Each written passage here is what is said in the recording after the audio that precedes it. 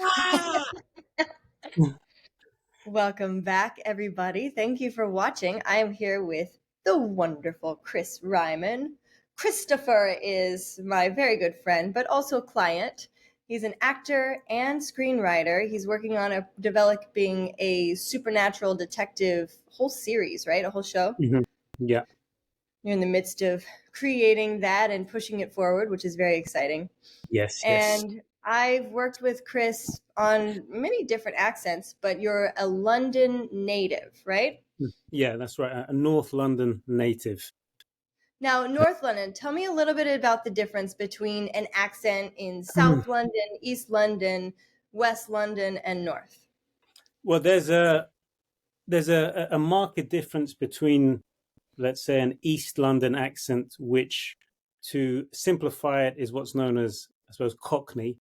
So, like I'd say your Jason Statham type accent. But funnily enough, there's a place just on the outskirts of London called Essex, and I don't know, it must have been 100 years ago or whatever. Many people from that area of East London went to Essex. Maybe there's some historians which will say I'm wrong, but the thing is, that's why there's a similarity in the East London accent and the Essex accent. Has the Cockney changed So over years? It has changed, but yeah. So there'll be a marked change between, let's say, if you take someone now who's an East Ender and they listen to their grandfather or their grandmother, there'd be a big change. Maybe even listening to their parents, but you can still tell that's from the East End. There was a style of or a code of speaking called the Cockney rhyming slang, which was like, instead of saying stairs, you say apple and pears. It was actually that Cockney rhyming slang, which is not really. I'm sure anyone from East London now, they wouldn't even know about it. It's an old thing. Yeah, I feel like it's more of an internet sensation rather than an actually used language tool. Yeah. It was. I mean, in my dad's, if you go my parents, my dad's generation, he wasn't from the East End, but they would be using phrases from the Cockney rhyming slang. But yeah, you can tell a big difference between someone who's from South London, East London, North and West. There's a kind of like a crossover, but you can tell when someone is from each of those different areas, boroughs. Would you say that you have a pretty typical North London accent? I think so. I mean, I'm a North. Particularly distinguishes you then as a North Londoner? Then I don't. I mean, all I know is, yeah, I think people probably say north, northwest. They would say. I don't think. I mean, they definitely wouldn't say east or south. So they'd say, North London, Northwest London, yeah, or West London. Yeah. What would a South London accent sound like? South London is like Daniel Kaluuya, even though Daniel is actually from North London, which is interesting, from Camden, I believe. But his accent is what you'd find nearer to a South London type of accent. I mean, this is obviously really generalizing everything, but yeah, and I mean, in the dialect world, we call that multicultural London English, MLE. So MLE, yeah. But it's not really a neighborhood. So can you speak to that a little bit? Like, why is Daniel from the north? It sounds like he's from the south. Well, I mean, maybe it's what it would have been in terms of having to like talk like a historian now, but it's kind of like you would have got people who were from. You see what happened 100 years ago. So you would have got people who would have come from South London, and they would have moved to, let's say, maybe areas in North London. So they'd be bringing that accent with them, and then their children are going to have that accent. So you're going to have the two generations of that accent, and sometimes the accent will just continue. So suddenly you got people who are from North London, born in North London, but they sound like they're from South London, and maybe they still have relatives in South London. So that's, I mean, it becomes a whole thing, doesn't it? The kind of geography of accents. It does, but also in this modern day context, I feel like accents are all kind of melting into one in a way. With, without a doubt. I mean, the thing that comes to mind now, which I find kind of amusing, is you'll get these very wealthy young kids from West London, or like Notting Hill, and various areas northwest, and because of their I don't know, the music they're into or the films they're into, they won't actually feel that comfortable to be speaking in their RP. So they'll adopt kind of like anglicized skate talk, or kind of their street talk. Maybe it's a survival thing. A lot of those rich schools, they have to go through certain areas, so to kind of protect themselves, they're going to try and behave in a certain way. And then I've actually heard it's quite funny when they're speaking really posh. Oh yeah, what's that wicked thing going on over there? Oh, that's down, man. I swear down. So you've got a phrase which means it's the truth, which is I swear down. Which again, I don't know if that's from South London, but it's not. It's definitely not RP. And then you get these young RP kids go, "Oh, I swear down, bruv. I swear down." So, so it's that homogenizing of the language, which I think is lovely, but it's just also amusing. Yeah, accents define us in a lot of ways. They're so Yeah, intrinsically tied to our identity. yeah. If we are homogenizing, what does that mean for our identities? Do you think we're able to identify with more people, or are we losing the diversity of ourselves and our I communities? think I think you can look at it in a few ways. I mean, I think if someone is changing their register, to use technical talk, if someone's changing their register to sound more like the other person, I think that can be a number of reasons. One, it could be to make the other person feel more comfortable. It could be because they're insecure with themselves, so they don't feel comfortable with how they are, so they feel the need to kind of match that person. Um, it can be, and also it could be a mixture of those. I don't, either way, I don't think it's bad. I think it's a survival thing in a good way, or it's a connection thing. You want to either want to connect with someone, or you want to survive a situation. So you'll change your accent and your mannerism to whatever you feel is best suited to that situation. Like, so I'm from, I suppose they say, a middle class family, even though uh, I mean, my father's interesting. So he came from a very well-to-do family, but then was kicked out of his home, and he became working class, having to work three jobs and work through the night and crazy stuff. So when I was growing up, I was working in his factory, and over the years, I've been a minicab driver. I was a doorman for 10 years. So I've been able to kind of experience all the different angles. And I remember there was some times when I was younger, when I got stopped by the police in my car, and I'd immediately start speaking really heightened RP to let them know straight away I'm not a yob, and it always worked. They're like, oh, because if I was like this, they're gonna, oh yeah, the policeman's gonna presume, oh, that's some troublesome street kid or whatever. But Interesting. as soon as you start talking in that language rather than an accent, it's like they react differently, because with the accent comes all the weight of what it represents. Yeah, So, I so I love think talking many about people. this because I think that we don't talk about this stuff enough. We talk Mm, always about race, about how people look, but we don't talk about how people sound and the yeah, biases attached to that. I think it's fascinating. yeah. Because with the RP accent, there comes a confidence. Because with the technical side of the RP accent is that you have to, in its simplest form, you pronounce every single part of the word, every single syllable in the simplest way is pronounced. So that's giving a confidence to the mechanics of your mouth. It's giving a confidence to your body language. So even if you're not feeling confident, if you're just able to actually speak all of the words clearly and without rushing them, so you're taking time, you're taking the space. That in itself, even though you may not be confident or you may be scared, that show it to them. It shows you're confident. If it's, let's say, this policeman scenario or any scenario like that where you feel the need to kind of elevate yourself. So yeah, when I was younger and I would get stopped by the police, I would just do that, and I wasn't being false, but I was just doing a heightened version of.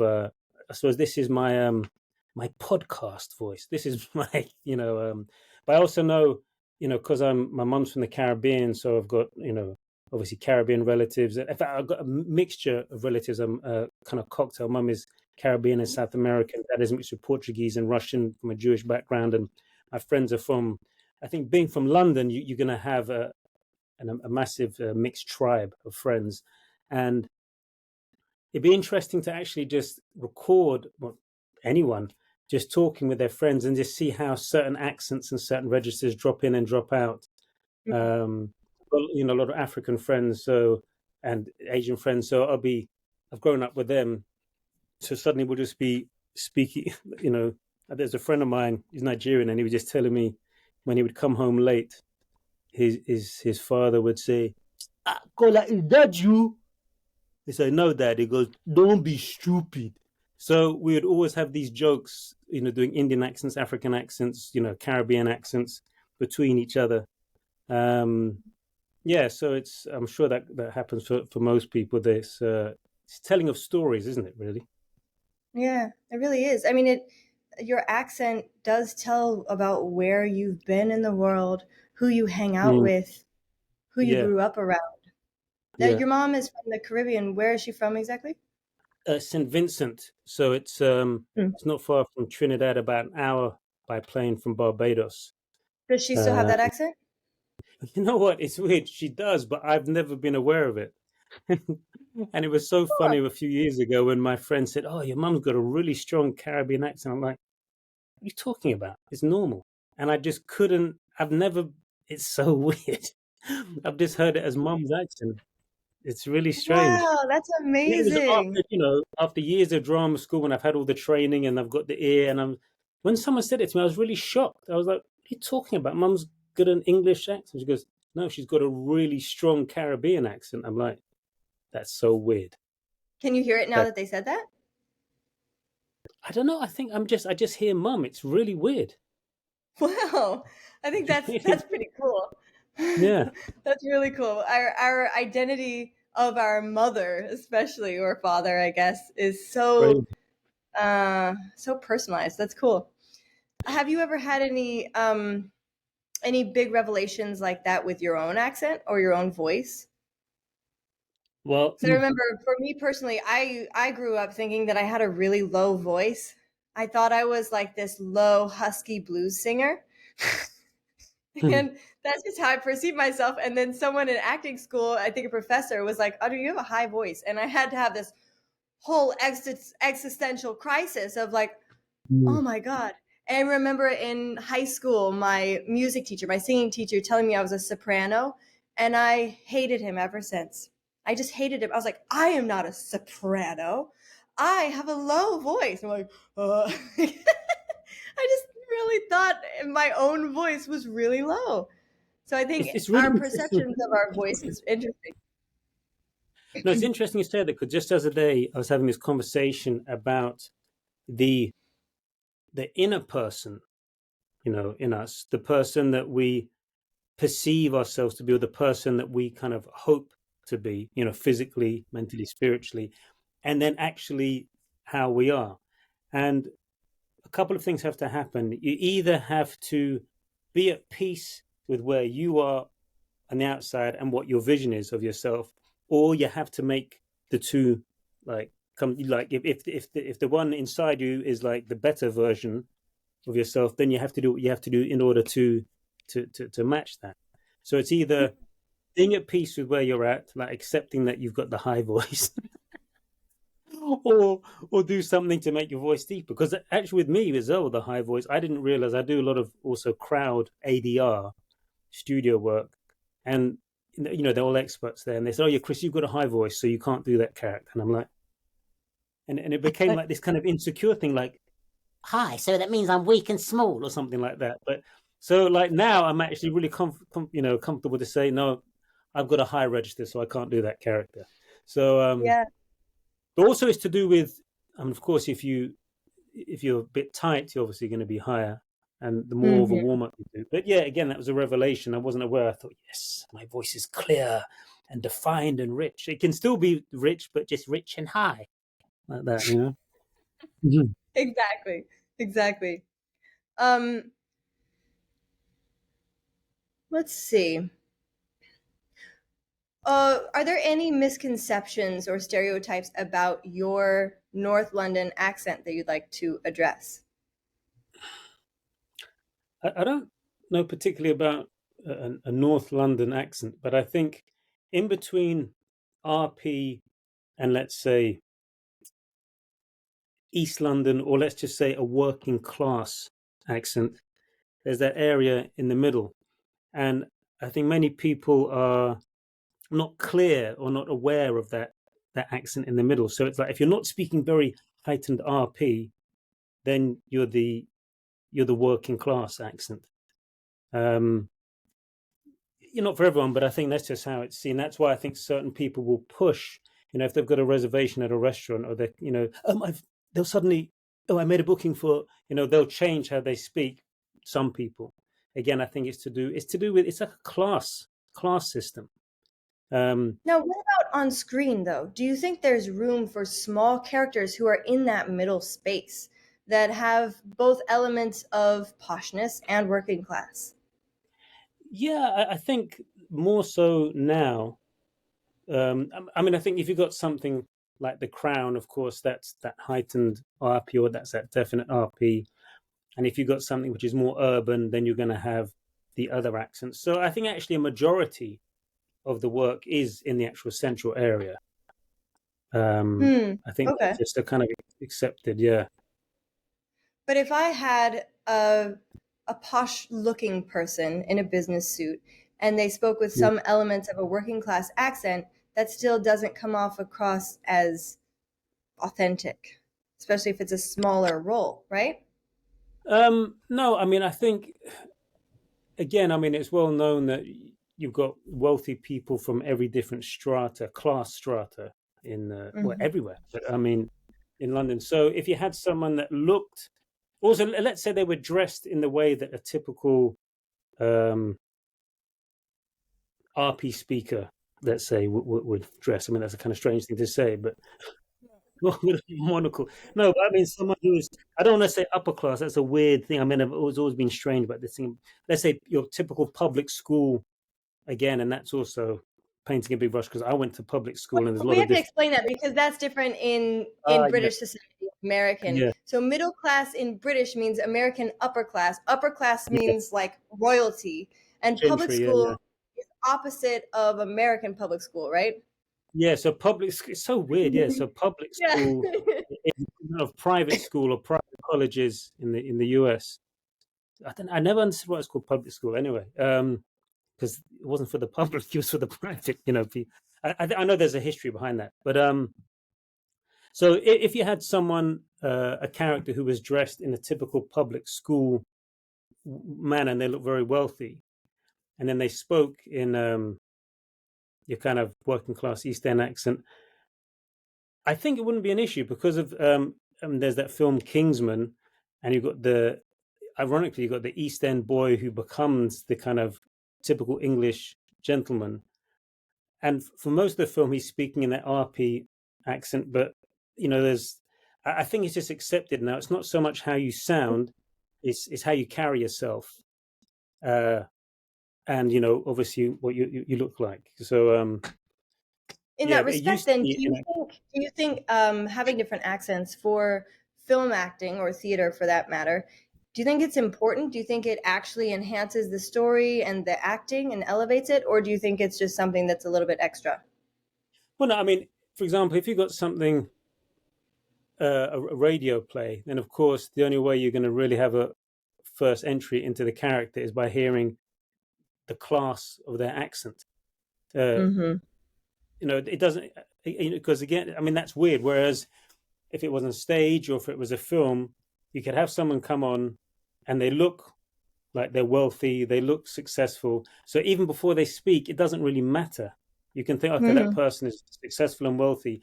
You might get you might get surprised or not by how they speak, Mm-hmm. because there's lots of very wealthy um, working class people have been working in the fish markets and the fruit markets, and they're very wealthy and they're amazing business people. but they still speak the way that their dads and their grandparents spoke. Yeah. So, See, I which love to that. some, I love yeah, that. I love the change of, okay, I see this person visually, I expect them to sound like that, and they surprise me. Like, yeah, yeah. as a dialect coach, as long as it doesn't take me out of the story, if it deepens the understanding of the character and the complexity of the story, Mm. I think it just makes it so much better. Yeah, no, it's simple. I think it's good to be kind of like surprised. I mean, now, I mean, I think most people, we're living in such a, I don't want to say such a superficial time, but we are. So a lot of times you can see someone, it doesn't matter what car they get out of, because now there's lots of people that can have a great car, but they don't own it or they haven't finished paying for it. So that doesn't mean anything. Or they can have great clothes, whether they're real or fake, as long as they look good. But it's when someone um, presents themselves, and I don't just mean by when they open their mouth, but it doesn't take long to kind of vibe where someone is really is at. And I don't think the accent does that. It's what you do with that accent. So when you're preparing a character, how much of your prep do you think about the accent? A lot, a lot. So first of all, so the show that is on now that I'm in, the John Wick TV series, The Continental. Which I think we're So my still not going to talk about because the actors still haven't come to an end on the strike. So the okay. writer's strike is over, but the actor strike is not over. So we're still not going to talk about it. Oh no, but that it's already on TV now. It's already out, so it's Oh, then I done. guess So you can talk about it. Okay. yeah, yeah. I mean, it's on, it's The on, rules it's are on now. very confusing. Yeah, yeah. No, no. It's already it's on streaming now on Peacock and Amazon. So anyway, I did that 2 years ago. So the character was from New York, maybe nearer to New Jersey, maybe, but he was a New York working class guy, and he was a mechanic and a helicopter pilot. So the nearest, it was kind of weird because it changed the filming, but the nearest I could get to him was a mixture of that kind of Tony Soprano vibe, but then also he had Latino elements. So it was kind of fusing those two, and I thought if I fuse those two, then that will create that character because it's not specific. You don't You know. use specific voice models, or how did you find Yeah, that that sweet spot? yeah, yeah. So I did. So my kind of New York go-to is always Robert De Niro, Mhm. um, and then for this, then John Leguizamo, who is a New Mhm. Yorker as well and Latino. So actually, it ended up being John Leguizamo. That was the voice model that I stayed with. Um, yeah, yeah. So that's important. I I mean, coached you on that. everyone said Did I again. Yeah, coach you you on? coached me. Yeah, yeah, yeah, yeah. I don't remember using John Leguizamo. No, Mhm. no, because Yes. that happened. That's what happened as I got in. Because when we were on set and we were working with the coach there, and because Mm-mm. things changed during filming, and then I realized, okay, no, this character is actually from this background. It would make sense for him to have Latino. So things kind of like changed, and they were like, yeah, this is good. So then I thought, okay, I'll just focus on John Leguizamo. So I had something specific to work on. Wow, But I mean, lovely to compliment. have a character and then be flexible enough to change and adapt as you need to on set. That's amazing. Yeah. So basically, on the read through, I was basically Robert De Niro, like a young Robert De Niro, and so I was really not pushing it, but I was really, I don't want to say pushing it, but I was really kind of making it very clear that it was that kind of New York twang. And what was a lovely compliment is when I got into the green room and I was with the other American actors, they're like, oh, "We thought you were from New York. We thought you were, a New York, a Brooklyn, from an actor from Brooklyn." I was like, "Oh wow, you Yeah, know." your New York accent is literally perfect. Or your different New Oh, York thank you. accents you can do. Oh Yeah, man, they're so that was perfect. nice. And oh, that's so kind. So it's interesting because it's only, well, that's my kind of happy space, which was great because that's what the role required. And then obviously what we've been working on is getting that segue into the general American Hmm. because it's different placements. So as you Right. And know, general American, what we mean by that is when you speak, you can't tell where the person is from. Like when I'm speaking right now, you don't know mm, where I'm from. I could be from right, California or, mm, I don't know, Connecticut. You yeah, don't know. I'm yeah, from yeah, Kansas. but right. from in Yeah, between yeah, us. yeah. So that's why it's important, obviously, for uh, English actors or any actors who are learning the American accent to have possession of the general American, because you can't go wrong with a role. Uh, if you can do the general American, they're like, okay, we can coach that person to go this way or that way. But if they're meant to be from the southern states and you're speaking that New York accent, then it's going to be jarring for them. It's the same as I remember watching some film, and it was actually an Australian actress, and I don't know, she literally went around the whole of England in like one paragraph with her accent. I mean, and she wasn't meant to do that. It was like, so, Well, and it's just, hard though. Acting in an accent is very hard. And then sometimes even yeah, when you get it, you think you have it down, you go on set and you get nervous and you get tight and then your accent just completely goes to yeah, shit. yeah. No, it is tricky. I mean, yeah, you have to have. Yeah, it's tricky because even when you have your lines that you need to stick to, if there's something happens, you need to improvise for a bit. That's when it can get a bit hairy, and you're like, oh, and So you what do you suddenly. do then to make sure you're prepared to improvise in whatever accent you're doing? I think I don't go as far, but I might do this next time. Kind of stay in the accent like all Yep. day. Um, Hmm. some people say it's exhausting, but I think you can get into a flow, and it's. But then again, the issue with that is that you may think you're doing it correctly, and you could be actually instilling. Uh, do you know what I mean? You could be getting comfortable and confident, but you might actually be pronouncing words in a certain way which is not correct for the Okay, here's accent. what I suggest about that. Ready? Yeah. Here we go.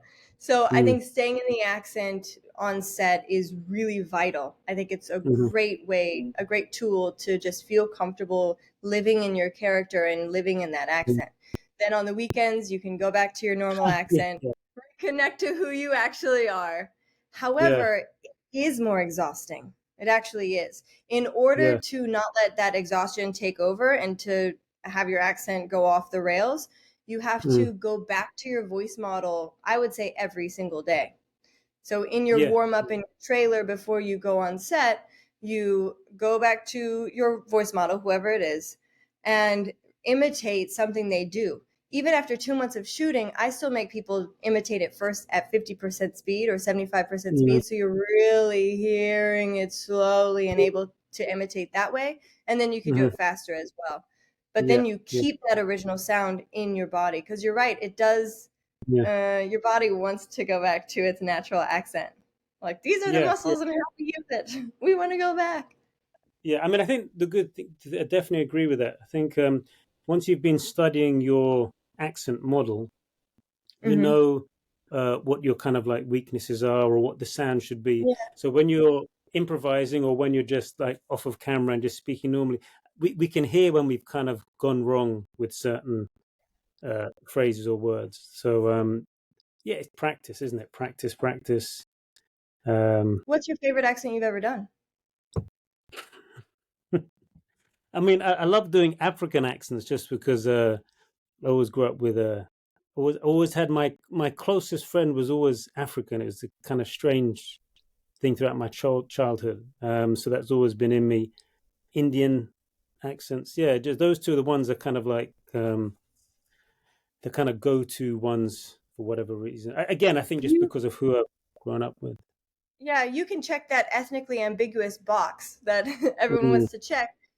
yeah. But does it feel weird to you to do African accents? Do you feel like your skin tone doesn't match what you should look like? No, Hollywood's idea of what people from I Africa think look like? I think because I enjoy the accent so much, I don't care what Yeah. anyone thinks or whatever. And then I think spiritually, that character comes out. And also, of course, there's African people that look like me. I know the perception is they look a certain way, but it's like someone said the other day, there was this this Caucasian actor, and someone said to him, "Oh, do you learn Jamaican accents at drama school?" He said, "No, why?" And I corrected him. I said, "There's a lot of white people in Jamaica with Jamaican accents. There's a lot of Chinese." So the accent is just an accent. So again, I know people have an idea. Oh, if you're from Nigeria, you look like this. Or if you're from here, you look like that. But it's an accent. And if the Which is an story accent, but like we fits. said, it goes so much deeper. It's all about identity and biases and all of that. So I think, especially in the US, we're so race conscious because it's a Yeah, very racist society still. So yeah, dialect coaches oftentimes do move away from teaching anything that someone couldn't play. yeah. And so I think it's a very interesting conversation to see what people think about that. Are you allowed to do those sounds or are they off limits? But it's funny because there's an actor friend of mine who is actually mixed. He's Punjabi, but he looks, if you wanted to cast a Caucasian public school, good looking young man, you cast him, but he speaks Punjabi. He's he's mixed. So Yeah, again, it's that the ideology of people have to open their minds up to what the reality is, and I think the problem is if you keep on perpetuating a certain type of look, goes with a certain type of accent on TV and film, then you're kind of numbing the minds, or you're not educating people to what is really out there, however small. And I don't think it is that small, because there's so many mixed race people. There's so many right. people from different backgrounds and ethnicities, and Mhm. so And that's why I asked you before about the how you felt about someone looking a certain way and then sounding a different way, because I think that I complexity love that. is really important to address. And I think it's, if we don't use Hollywood just going off of biases or stereotypes of what we think, challenge that a little bit, I think it's kind of an interesting conversation to open up. Yeah, I mean, I think you have to, don't want to say Hollywood, but we have to use the TV film medium to kind of, you have to get the visual medium and the audible medium out there, so that people can, if kids grow up and they have different teachers who look different ways, speaking in different languages, speaking in different accents, that's going to open up their minds to the possibilities, and not kind of keep things blinkered. um Yeah, I mean, it was interesting. There was this Caribbean takeaway near me, Jamaican takeaway, and the guy that ran it was this Chinese guy with the broadest Jamaican accent. And the thing is, it's like it should get to the point where it shouldn't shock you. It's just, oh, he's from Jamaica, maybe Right, of right. I think that would be a lovely place for people to get to, where they're kind of, they say, what's your heritage, or you know where your parents are from is one thing, but it's like, where were you born? How did you grow up? Okay, you're Jamaican, or you're. Right. I was talking with Isha Blocker about that last week, and he Oh, yeah, was you saying that should. it's so different in the US Hmm. because when he's in Suriname, he's just Surinamese. It doesn't really matter what you Mm, look like. It's more of your identity is part of the nationality. And in the mm, US, you're either white or black. Doesn't really matter where you're from. You can be from any continent, but you're white or you're black. And there's not really mm, room for an in between, which I think makes a lot of people who are in between kind of in a confused state. Like, mm. wait, which one? Yeah, Yeah. I mean, the issue I've had, rather than with accent, I suppose, in the English acting world. I mean, for me, there's more opportunity in the American industry. I mean, most of my family from the States, from New York, but even though there, is a lot of racism in America, but I think the one color that the entertainment industry loves is green. So if you can make the money, they don't care they don't care where you're from. You know what I mean? It's okay. That demographic works. That demographic works. I know there's obviously let's say what was it they call it, Latinx, for the Latino people, that they want to have more representation. I mean, each area needs obviously more representation, but compared to England, England is a joke. It's a complete joke in terms of how people are represented. It's like, if you're Turkish, it's basically, if you're Middle Eastern, you're literally either a terrorist or you're working in a kebab shop. It's literally that bad. And then it's like, for you know Southeast Asian, for Chinese or Japanese, anyone in that area. I mean, I remember the last leading Southeast East Asian actor who was a lead was an actor called David Yip, and he was in a show called The Chinese Detective. That was in the 80s. Mm. I mean, it's ridiculous. Ironically, I think there was more open-mindedness back then. So you need to get shows where you have people from all the different countries, all the different ethnicities, um, and not just playing someone who works in a kebab shop or a fish shop. Or it's just, but then you see the problem with that is it comes down to who's doing the writing, which is the production company saying yes to that writer. And who your target audience is. Can you sell it? Yeah, but I mean, the thing is, I think at the end of the day, a good story is a good story. I mean, there's lots of great stuff happening now where you've got, let's say, for example, you take Top Boy. So that's the respected and loved internationally because it's a great story with great characters. It doesn't matter that they're these urban characters, if you want to use, that term. And then, so I just think it's down to just you got interesting stories, great characters, and then just fill it with all the different ethnicities. So it's great what they're doing on Bridgerton, where you have all the different ethnicities there, and that's wonderful because you're just telling that story, and that's really good. And it's um, so yeah, they just need to.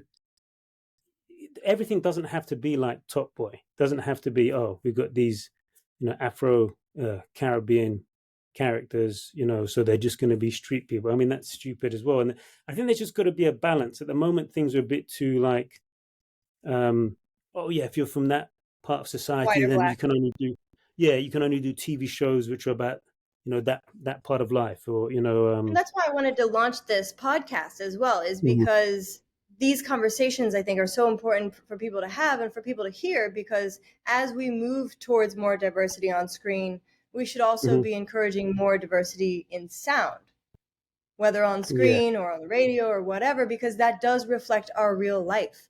I remember when we were filming Nope, I spent a lot of time, or I spent many months in Los Angeles, and whenever I would take my daughter to the playground, I was just hearing all of these different accents that mm, represented Los Angeles. And mm, I was just thinking about it like, wow, I don't hear this on TV. I don't hear this in mm, movies. And these little kids who grew up in the United States have this plethora of different sounds. And as they grow up and watch more TV, they may feel pressure to be homogenized. yeah. I Uh-huh. mean, it's And to only speak in that, in one yeah, sort of, in my accent, right? And yeah, in this accent that all of the actors are speaking in. I think there's so yeah. much It's more like, room to have diversity of accents without mm. necessarily too much of an explanation or a stereotype behind it. Well, yeah, there's a couple of things. So one, my family on my mum's side, most of them are in New York, and they're Caribbean, and I was, I was so shocked when I went there. I thought, yeah, I'm going to New York. I'm thinking Robert De Niro, and it's like I was in the Caribbean. I was like, what? I thought, okay, so this is why this is called Jamaica Avenue, and because I was just because I've been into the West Indies as well. I was like, I feel like back in the West Indies. But then you go Yeah. to other areas and you hear the other accents. So um, yeah, and I remember watching a movie, this military movie, and there was this guy with a Greek name, and they said, "Oh, whatever his name was." He goes, "You're Greek." He goes, "No, I'm from Brooklyn." So, and I just love the fact that he was like, "Yeah, my parents are from Greece, but I'm born in Brooklyn. I'm a Brooklyn boy." And I thought that was really interesting because it's like, what do you identify with? You might speak the language of your parents. You may have gone back there, but it's a very weird. It's a weird thing. And like for me, I don't want to say issue, but the thing I didn't realize was an issue. I always just saw myself as Chris. You know, Mum is mum. Again, I didn't realize she had an accent until people told me.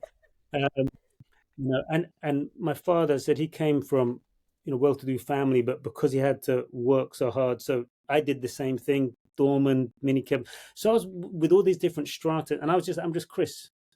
I wasn't even like, oh, I come from this. I go to this school. I'm just like Chris, and it became an issue for me because I thought I'm an actor, so I should be able to inhabit whatever role I'm comfortable to inhabit, whether it's working class or partial or whatever. And I didn't.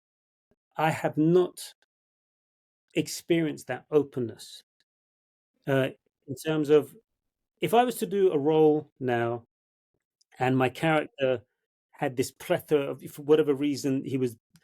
I suppose it's like Hamlet. If you do Hamlet, it shows that you can do so many, because he suffers with like delusions, or whatever. So he might speak in this way, he might act in that way. So if you do a role like that, they're like, oh yes, this actor can do everything. But if you start doing a role which is from a certain strata or a certain class of society, you kind of get stamped with, oh yeah, that's you, you know. Or what I found is, whichever country I go to, because people want to be comfortable, they presume I'm from this. If I go to a Middle Eastern country, they start speaking to me in Arabic. Even in areas around where I live, they think I'm Turkish or middle. I go to some Latino, some Spanish-speaking country, the South American. Immediately, they think I might be South Everyone always American. thinks So I'm Russian or Polish. yeah, And so I'm always like, oh, exactly. yes, I am. Thank you. I'm not. Yeah, they start speaking to me. I'm like, I don't understand what you're saying. So the thing is, I think that goes back to what I said before about people's need to survival, to feel safe. It's like you feel more comfortable if that person is from a background that you understand and can connect to. Then you feel safe. We fear what we don't understand or what we don't know. So, I'm pretty sure I'm going to put this person into that box. And it's the same thing here. Rather than saying, you shouldn't even have to ask me, unless you say to me, what languages can I speak? It's kind of like, just don't put and ask me, where are you from? Unless I'm going to tell you my whole life, it's redundant, man. So, and that's just been a kind of issue here. I remember one time they said about Gary Oldman, I think it's after the JFK, they said, one of America's finest actors. From the East End, man. So that even America adopted Gary Oldman as their own, because many didn't know that he was English. And that's lovely. That's the magic of being a magician, of being an actor. But yeah, Being they able to still got to change your open their sound mouth. too, your appearance and your voice. Yeah, I might just get a red nose, spinning bow tie, hat, and Yeah, you look great like that. Next role. yeah, All right. Are there any gems of advice or knowledge that you would like to leave our listeners with? yeah. This was so. I was thinking about the American accent. So many people, actors especially, because we get most of our intake is American TV and film. So at the beginning, many people think, "Oh, I can do the American accent," because we've heard it so much, and they're so confident to do it.